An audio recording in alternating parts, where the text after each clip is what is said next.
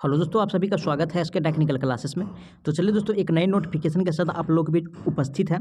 तो चलिए बात करते हैं दोस्तों, आप लोगों के बीच जो आईटीआई वाले के लिए जो है Ramagundam fertilizers and chemical limited की तरफ से आईटीआई वाले के लिए, ठीक है ना, आईटीआई वाले के लिए जो है वैकेंसी निकल के आई हुई है। तो आप लोग वीडियो में इन तक जरूर बने रहिएगा।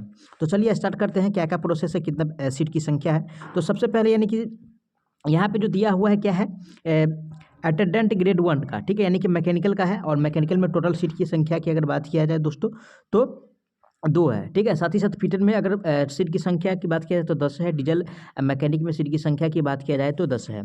उसके बाद बात करते हैं यानी कि इलेक्ट्रीशियन का। तो इलेक्ट्रीशियन में जो सीट की संख्या है वो टोटल यानी कि 15 सीट है। साथ ही साथ इलेक्ट्रॉनिक मैकेनिक में जो सीट की संख्या है वो 4 है, ठीक है। उसके बाद जो आता है इंस्ट्रूमेंटेशन मैकेनिक, जो यानी कि इंस्ट्रूमेंट मैकेनिक जो है उसमें यानी कि सीट की संख्या यानी कि 40 है। टोटल सीट की संख्या की अगर बात किया जाए तो यानी कि 39 है, ठीक है, 39 है। तो 39 सीट यानी कि कम नहीं होता है। तो आप लोग बने रहे वीडियो में, इसका यानी कि क्वालिफिकेशन क्या क्या होना चाहिए, ठीक है, उस पर यानी कि बात करते हैं। आगे दिया हुआ है आपका यानी कि बेसिक पे जो रहने वाला है दोस्तों, यानी कि 21,500 से लेकर के यानी कि 52,000 तक, ठीक है। ये कितना पे है, 21,000 से 52,000 तक, यानी कि आईटीआई वाले के लिए काफ़ी अच्छा पे है, इसको ख़राब पे नहीं माना जाएगा। अब रही बात की यानी कि इसका जो क्वालिफिकेशन पे अगर बात करते हैं तो सबसे पहले यानी कि ध्यान दीजिएगा, अगर आप लोग मैट्रिक किए हुए हैं, ठीक है, मैट्रिक किए हुए हैं, इसके साथ साथ यानी कि आईटीआई होना चाहिए। क्या होना चाहिए? आईटीआई होना चाहिए, ठीक है। मैट्रिक के साथ साथ यानी कि आईटीआई होना चाहिए। सबसे पहले यानी कि फीटर ट्रेड है, उसके बाद डीजल मैकेनिक है, उसके साथ साथ इलेक्ट्रॉनिक्स है, उसके बाद इलेक्ट्रिशियन है। यानी कि सब में जो है यानी कि सेम क्वालिफिकेशन मांगा गया है, ठीक है ना। क्या है? तो सेम क्वालिफिकेशन मांगा गया है। अब रही बात की मिनिमम परसेंटेज ऑफ मार्क, यानी कि आईटीआई में कम से कम अगर जनरल ओबीसी से है तो 60% होना चाहिए, ठीक है। जनरल ओबीसी और ईडब्ल्यूएस से है तो 60%। अगर SC ST का कैंडिडेट है तो 55% से अगर कम मार्क है तो आप लोग इसमें अप्लाई नहीं कर सकते हैं, ठीक है। तो इससे ज़्यादा तो लगभग जो है सभी बच्चा का यानी कि मार्क रहता है।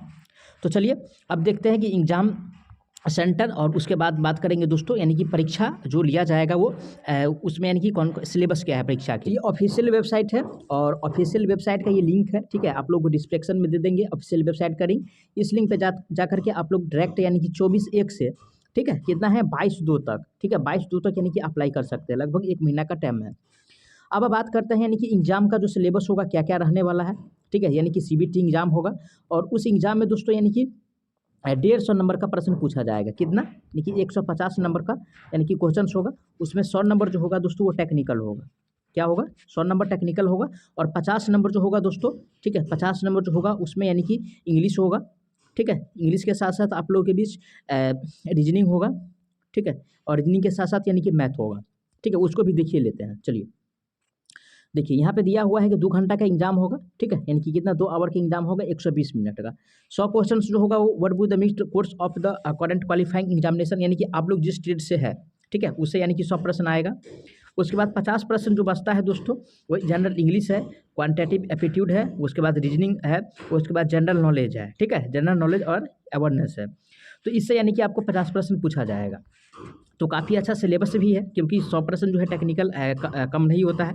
तो अगर आप लोग इसका फॉर्म भरना चाहते हैं तो ये इसका वेबसाइट है, आप लोग वहाँ पे जाकर के इसका फॉर्म भर सकते हैं।